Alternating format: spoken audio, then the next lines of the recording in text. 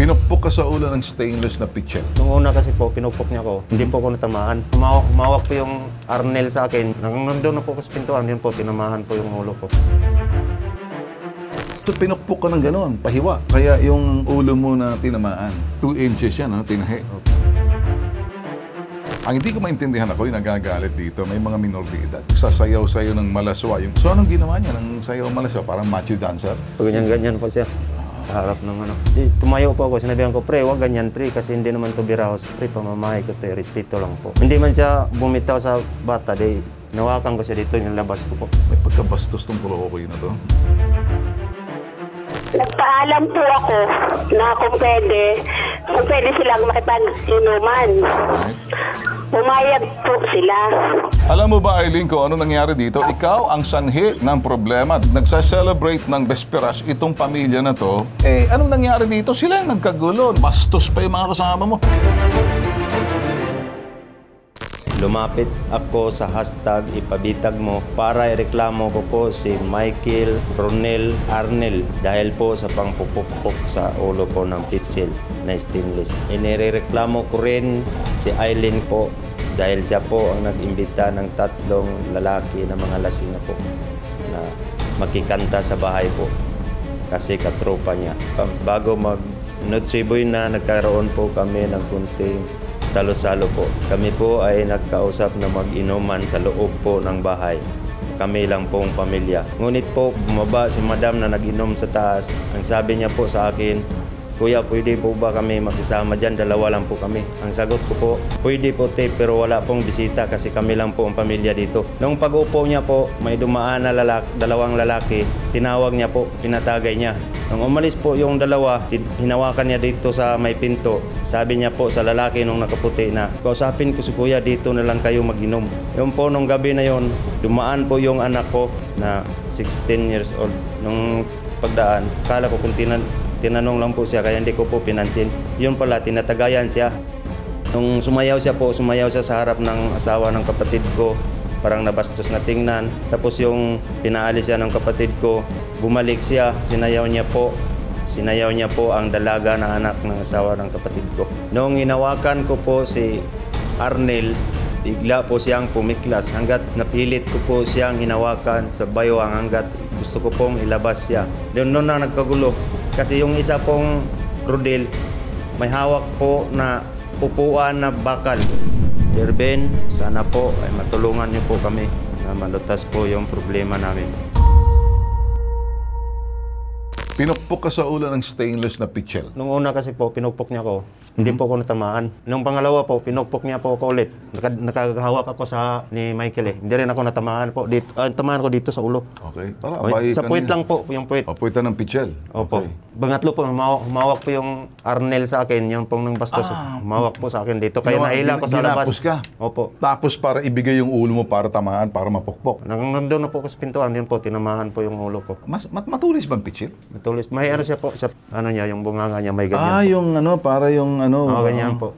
So pinukpok ka ng gano'n, pahiwa. Kaya yung ulo mo na tinamaan. Opo. 2 inches yan, tinahi. Opo. So, wala bang umawat?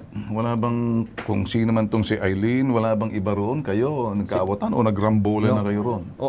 Umawat po si Aileen. Natulog kasi huli na po, may dugo na po ako. Nung nalaman niya, bumaba siya. Okay, tapos, so itong mga gate crusher, ito yung mga kainuman ninyo. Parang sila yung sa ibaba. So si Aileen pala, bumaba lang nung nagkagulo na. Opo, ulit. So, wala siya roon nung kayo yung nag-iinom-inom. Yan, parang nakikita natin sa picture ngayon. Yan, okay? Opo. Wala po siya. Si Aileen yung Hindi pa yan nakaupo. nagkagulo. Umakyat na siya nung binastos po siya. Binastos daw po siya. Kaya, umakyat po. yung binastos siya ng mismong mga inimbita niya. Opo. Ang hindi ko maintindihan ako, yung nagagalit dito, may mga minor de edad. Tama? Kaninong anak yung mga minor de edad niyon? Sa akin po yung Sa'yo. Ilang taon? Puro babae? Opo, 16. Ilang taon yung anak ninyong minor de edad? 16 po. 16.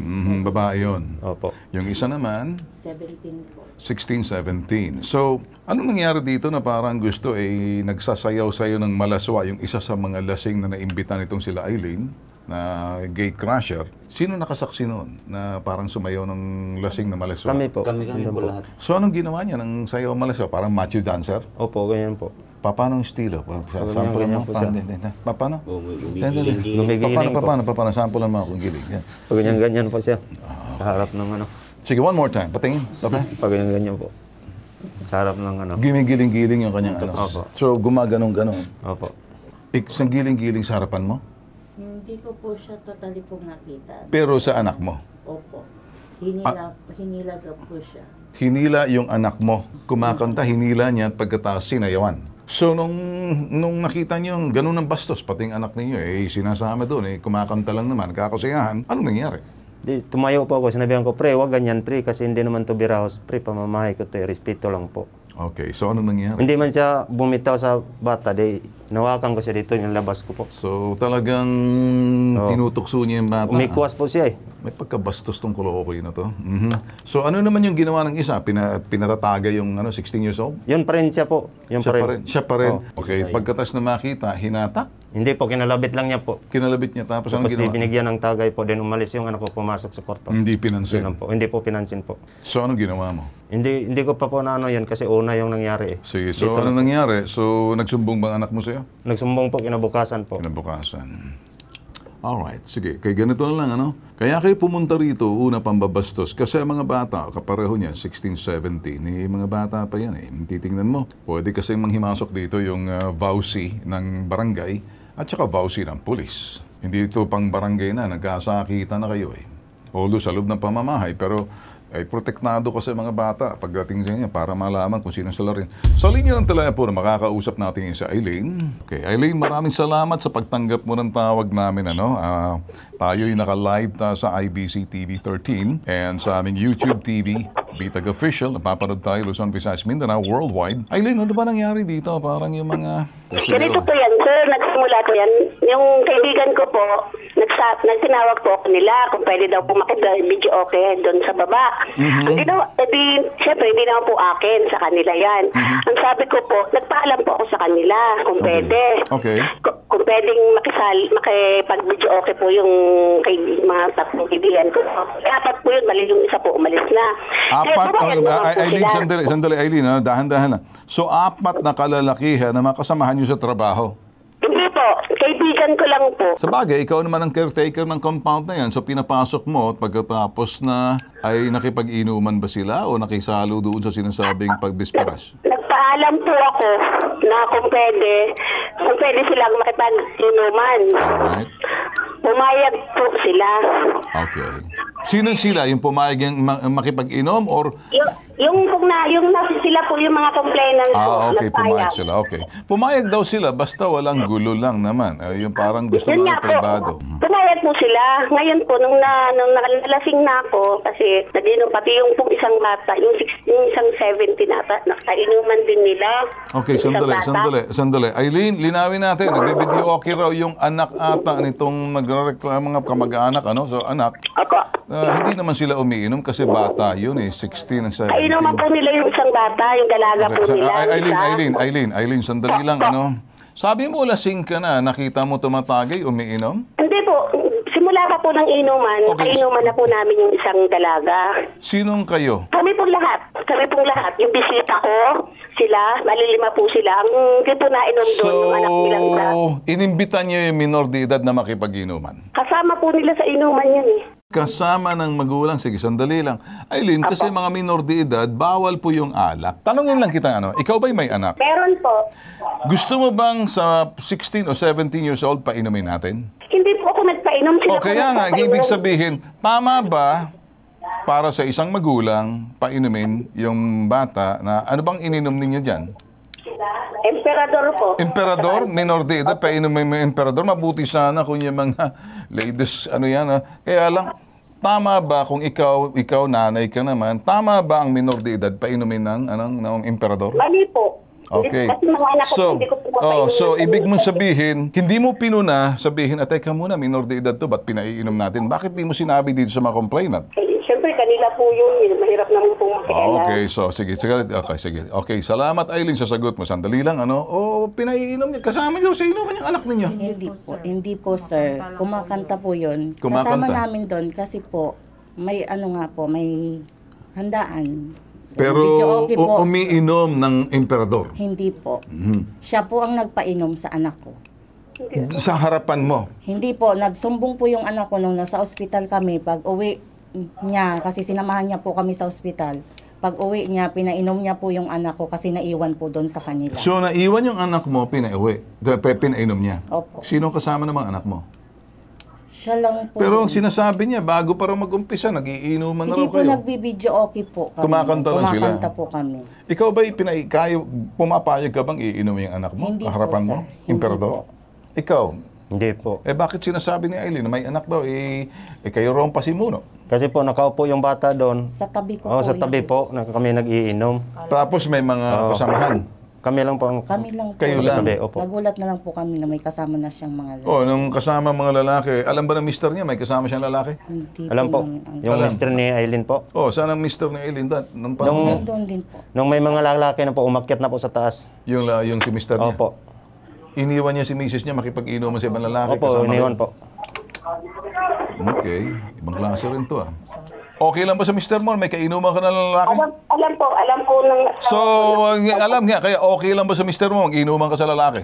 Opo, wala pong problema kasi wala naman pong ginagawa. Inom lang po kami. Alam mo ba, Aileen, kung ano nangyari dito? Ikaw ang sanhi ng problema. Dahilan ka ng problema, kumbaga, nagsa-celebrate ng Vesperas itong pamilya na to, inimbita ka, bumaba ka dahil bilang paggagalang sa'yo na ikay asawa ng caregiver, kaya pinagbigyan ka, o sige. Ang problema, lumabas ka pa raw, naghakot ka pa raw ata ng mga lalaki na para nagiinuman sakali, dinala mo sa bahay na to. Anong nangyari dito? Sila yung nagkagulo, nagpaluan, bastos pa yung mga kasama mo. Aileen, parang pakinggan mo ako rito. Ano? Sa palagay mo kaya, tama ang ginawa mo o mali? Mali po. Sorry na naman po ako sa kanila. Alright, sige, ganito na lang, ano? Opo. Total, umaming ka na ng pagkakamali mo, mali na mag-iimbita ka na mga taong ang gusto lang nitong mga gumagalang sa'yo na mga, ito'y tenant dyan sa inyo, na kayo caretaker, iginalang ka na gusto na ng privacy. Ang problema, naghakot ka ng mga lalaki dyan sa kanto, 4, pagkatapos dinala mo sa bahay. Pagdating sa bahay, hindi mo makontrol, bastos itong mga patay gutom sa alak na mga kachokaran mo dyan sa lugar ninyo, San Dionisio. Tapos mamaya, nagkakagulo na pinalo ng pitsil sa ulo itong tatay na nananahimik lang, gusto pamilya. Tapos asaan ka ba? Umawat ka ba? Tumawag po ako ng pulis. Tumawag ka ng pulis. Sandali.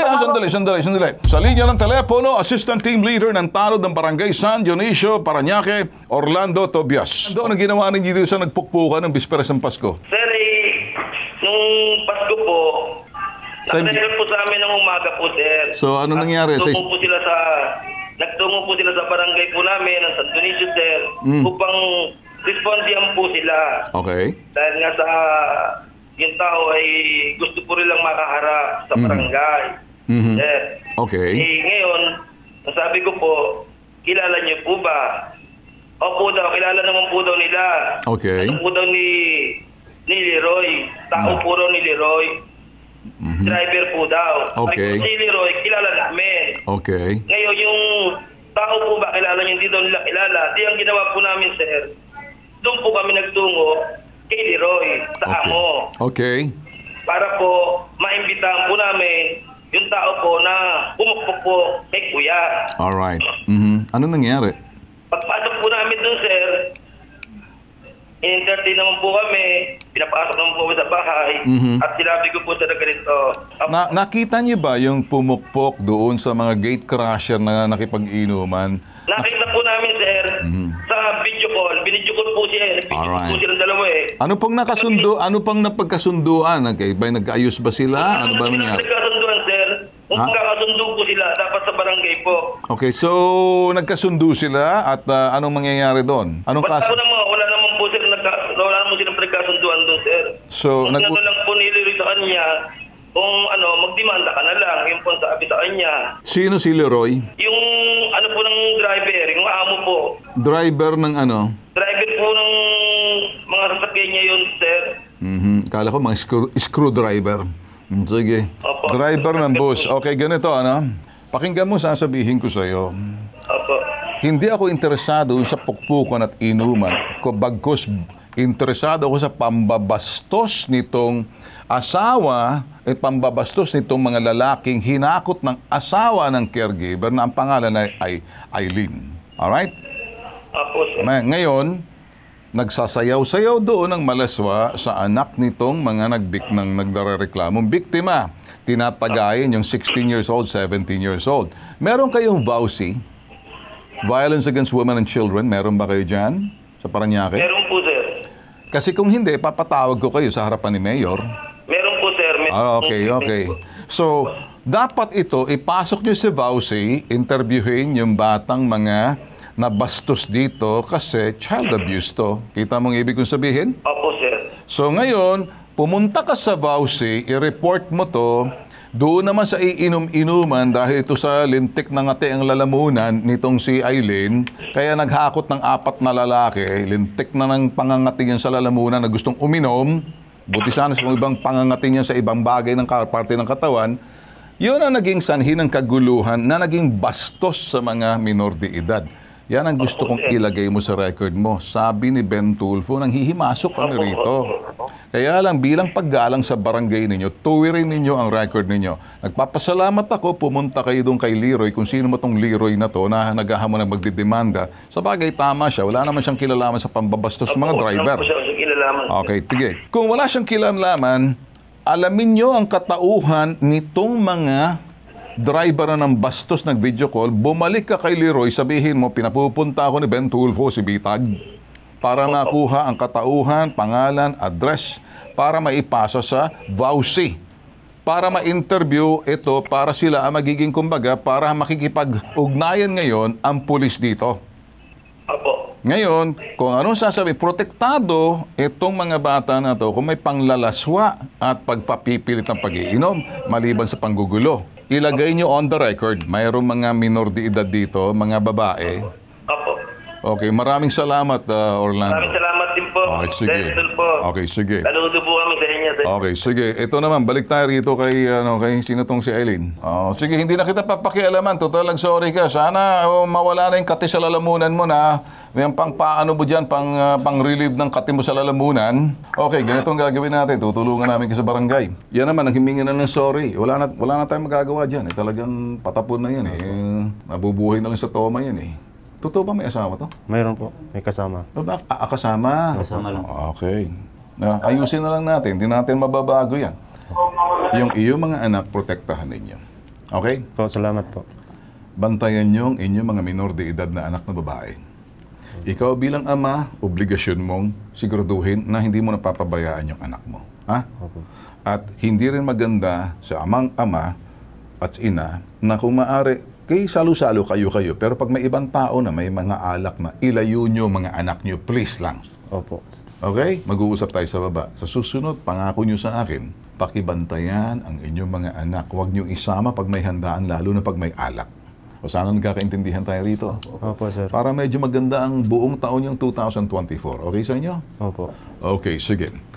Ito po, nag-iisang pambansang sumbungan. Tulong, serbisyo, may tatak, bitag. Ako po si Ben Tulfo, tatak. #, ipabitag mo.